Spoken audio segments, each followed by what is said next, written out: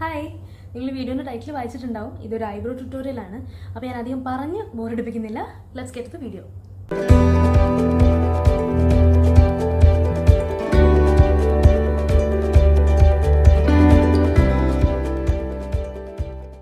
ഇന്നത്തെ ട്യൂട്ടോറിയലിൽ ഞാൻ യൂസ് ചെയ്യാൻ പോകുന്ന പ്രോഡക്റ്റ് ഇതാണ്. മേബിലിൻ്റെ ഫാഷൻ ബ്രോ ജോ ഷേപ്പർ എന്ന് പറഞ്ഞിട്ടുള്ള പ്രോഡക്റ്റാണ് ഞാൻ യൂസ് ചെയ്യാൻ പോകുന്നത്.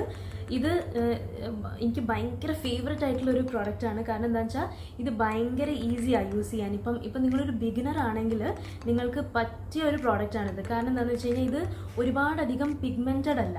അപ്പോൾ എന്താണെന്ന് വെച്ചാൽ നമ്മൾ ആദ്യമായിട്ടൊക്കെ എഴുതുമ്പോൾ നമുക്ക് പ്രോപ്പറായിട്ട് എവിടെ പ്രഷർ കൊടുക്കണം, എവിടെ പ്രഷർ കൊടുക്കാണ്ട് എഴുതണം എന്നൊന്നും നമുക്ക് വലിയ പിടി ഉണ്ടാവില്ലല്ലോ.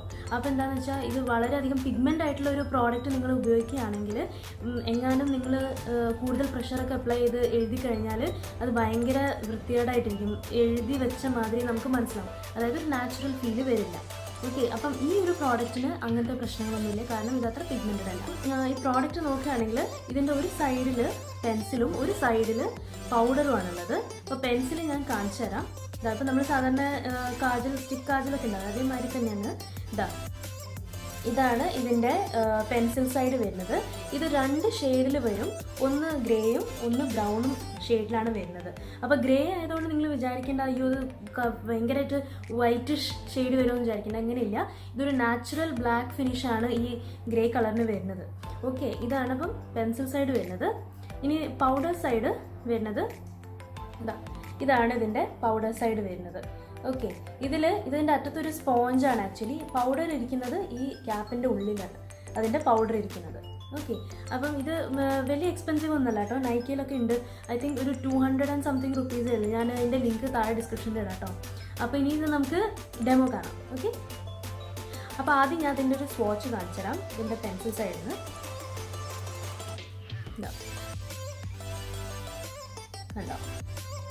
ഇത് ഗ്രേ ഷെയ്ഡാണ്, ബട്ട് ഇതൊരു നാച്ചുറൽ ബ്ലാക്ക് ഫിനിഷിലാണ് വരുന്നത്. ഇനിയിപ്പോൾ ഞാനത് ഐബ്രോസിൽ അപ്ലൈ ചെയ്തിട്ട് അതിൻ്റെ ഡിഫറൻസ് കാണിച്ചു തരാം.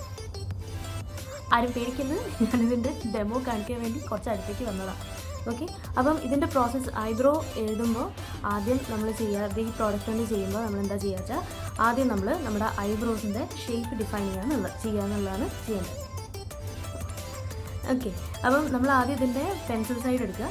എന്നിട്ട് നമ്മൾ നമ്മുടെ ഐബ്രോന് ഒരു ഔട്ട്ലൈൻ കൊടുക്കുക. ഓക്കെ, ശ്രദ്ധിക്കേണ്ട കാര്യം നമ്മുടെ ഈ ഐബ്രോൻ്റെ ഈ സ്റ്റാർട്ടിംഗ് പോയിൻ്റ് ഉണ്ടല്ലോ, അവിടെ നിങ്ങൾ അധികം പ്രഷർ കൊടുത്ത് എഴുതരുത്. കാരണം അവിടെ വളരെ ലൈറ്റ് പ്രഷറേ കൊടുക്കാൻ പാടുള്ളൂ, അല്ലെങ്കിൽ ഭയങ്കര ആർട്ടിഫിഷ്യലായിട്ട് തോന്നും.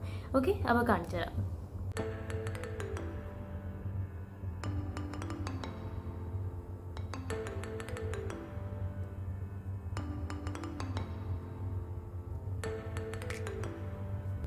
ഓക്കെ, അപ്പം നമ്മളിപ്പം ഒരു ഔട്ട്ലൈൻ ഇട്ട് കഴിഞ്ഞു. ഇനിയിപ്പം നെക്സ്റ്റ് സ്റ്റെപ്പ് എന്താണെന്ന് വെച്ച് കഴിഞ്ഞാൽ ഇതിൻ്റെ പൗഡർ സൈഡ് എടുക്കുക. എന്നിട്ട് എവിടേക്കാണോ ഗ്യാപ്സ് ഉള്ളത് ആ ഗ്യാപ്സ് ഈ പൗഡറിനെ കൊണ്ട് ഫില്ല് ചെയ്യുക. ഓക്കെ, ഇനി ഇത് ഫ്രണ്ട് പോർഷൻ, അതായത് ഏറ്റവും സ്റ്റാർട്ടിങ് പോർഷനിൽ ജസ്റ്റ് വളരെ ലൈറ്റായിട്ട് മാത്രം ഇതിനെ കൊണ്ട് ടച്ച് ചെയ്യുക. ഓക്കെ, അപ്പോൾ അത്രയേ ഉള്ളൂ. ഇത് ഭയങ്കര ഈസിയാണ് ചെയ്യാൻ. ഇപ്പം നിങ്ങൾക്ക് എൻ്റെ 2 ബ്രൗൺ തമ്മിൽ വ്യത്യാസം ശരിക്കും മനസ്സിലാവുന്നുണ്ടാവും. ഇത് ഭയങ്കര ക്വിക്ക് ആൻഡ് ഫുള്ളറായിട്ട് തോന്നുന്നുണ്ട്. ഇതിവിടെ കണ്ടോ, ഇവിടെയൊക്കെ കുറേ ഗ്യാപ്സ് ഒക്കെ ഉണ്ട്.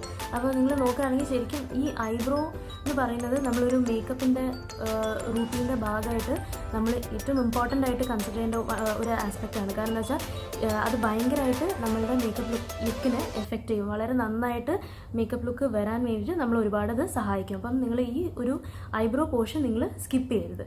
ഓക്കെ, ഇനിയിപ്പം ഈ ഒരു പോർഷൻ ഞാൻ എഴുതി കഴിഞ്ഞു. ഇനിയിപ്പോൾ ഈ ഒരു സൈഡിലും കൂടെ ഞാൻ എഴുതാം.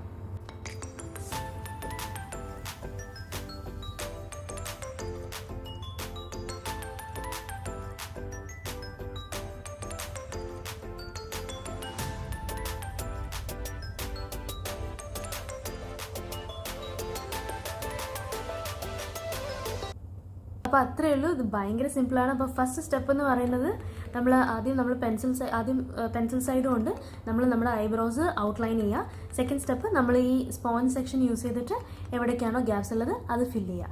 അപ്പോൾ നിങ്ങൾക്കിപ്പം കറക്റ്റായിട്ട് വ്യത്യാസം മനസ്സിലാവുന്നുണ്ടാവും. ഞാൻ 2 ഐബ്രോസിലും ഇത് അപ്ലൈ ചെയ്ത് കഴിഞ്ഞു. അപ്പം ആ ഒരു 2 ബ്രോസും ഇപ്പോൾ കൂടുതൽ തിക്കർ ആൻഡ് നല്ലൊരു ഷേപ്പിൽ നിൽക്കുന്നുണ്ട്. ഓക്കെ, അപ്പം എല്ലാവരും ട്രൈ ചെയ്ത് നോക്കുക. ഇന്നത്തെ സിമ്പിളായിട്ടുള്ള ഐബ്രോ ട്യൂട്ടോറിയൽ എല്ലാവർക്കും ഹെൽപ്ഫുൾ ആവും എന്ന് വിചാരിക്കുന്നു. ഓക്കെ, അപ്പോൾ ആരെങ്കിലും സബ്സ്ക്രൈബ് ചെയ്യാത്തവരുണ്ടെങ്കിൽ ആ സബ്സ്ക്രൈബ് ബട്ടൺ ക്ലിക്ക് ചെയ്യുക. അതിൻ്റെ അടുത്ത് ഒരു ബെൽ ഐക്കൺ കൂടെ വരും. അപ്പോൾ ആ ബെൽ ഐക്കൺ കൂടെ ക്ലിക്ക് ചെയ്യുക. അപ്പോൾ ഞാൻ നെക്സ്റ്റ് ടൈം വീഡിയോ ഇടുമ്പോൾ നിങ്ങൾക്ക് നോട്ടിഫിക്കേഷൻ വരും. നമുക്കിനി അടുത്ത വീഡിയോ കാണാം. Okay, by.